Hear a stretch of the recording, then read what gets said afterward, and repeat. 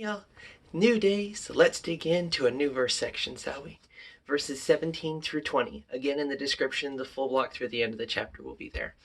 The video I normally do on Wednesday, I think I may push to Friday, just so it lines up better with the verse kind of relating to the subject of questions. But let's dig in. 17.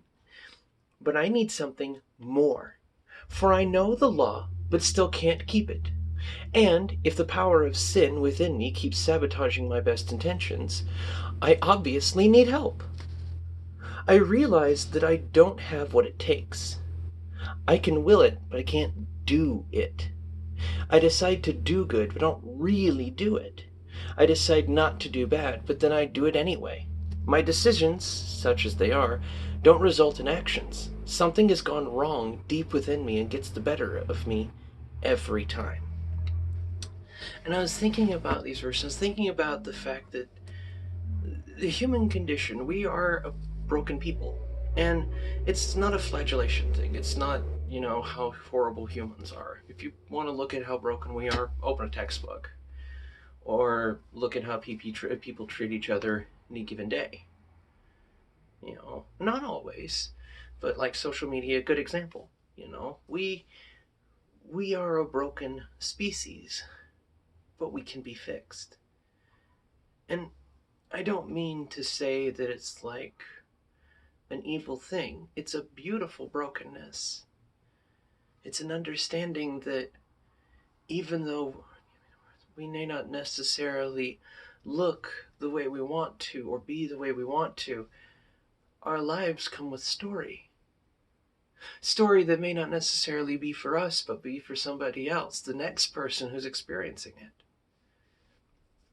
That in being beautifully broken, we fit each other's pieces. That we can come together and let the Lord sort us where we're supposed to be. Because, we try and compare each other, keeping up with the Joneses, all this other behavior, without realizing that an eye is a wonderful eye. It does not make a decent foot. An ear makes a wonderful ear, but it's a lousy eyeball. Each one of us has different gifts, different abilities, different inclinations, different thises, to borrow from Furtick. Things that give us the opportunity to help make this world brighter and beautiful. Things that if we stop trying to compare each other and be, we can grow. We can learn, we can experience and be changed. From dog eat dog to made whole. There are some vases out there that are purposely designed to have the cracks and everything running through them to look just like that. They're quite beautiful to look at to me.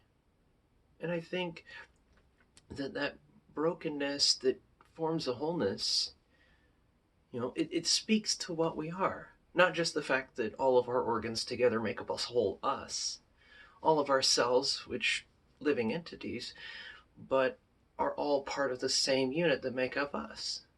And it is that same kind of illusion with the body of Christ, that each one of us comes together in Him and is made whole. Because each one of us is made for such a time and place as this. I believe Jeremiah. That's a beautiful thing to me. That is a beautiful thing that I think should be the focus on. Not how we're similar and not how we're different, but being and enjoying each other's differences.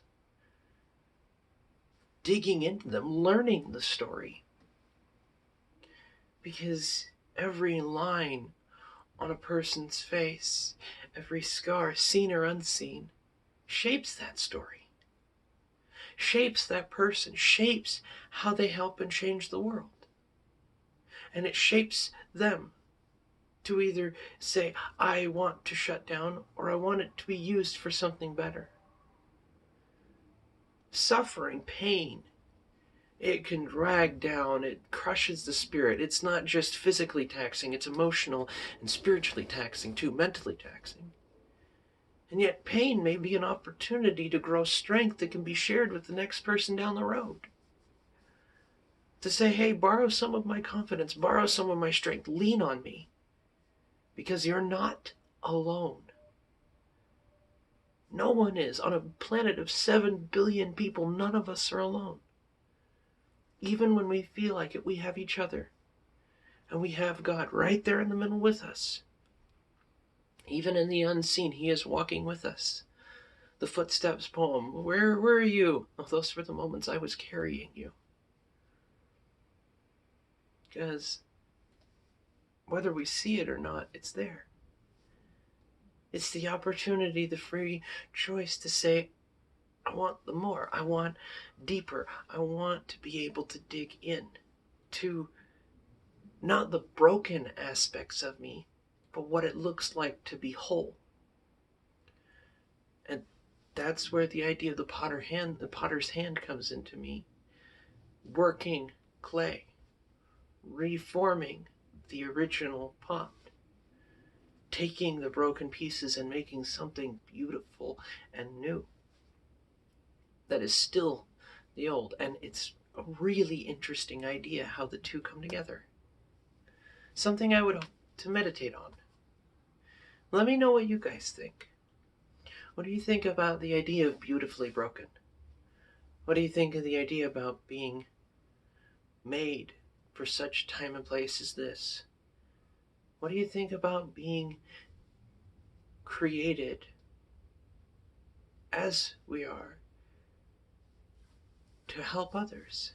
That our story can be used to help others. That God works all things to the glory of those who love Him and works it to a deeper way of help. Let me know. Like, share, subscribe, read the bell, do all that stuff. Share if you think this is something somebody else can use. And let me know seriously in the comments, because I don't like sage on the stage. I like in-depth discussion. And I want to discuss these ideas, because they're rich and they're complex, and there are so many questions that I can't wait to dig into Friday. So I will see you guys tomorrow for verses 21 through 23. See you then. Bye.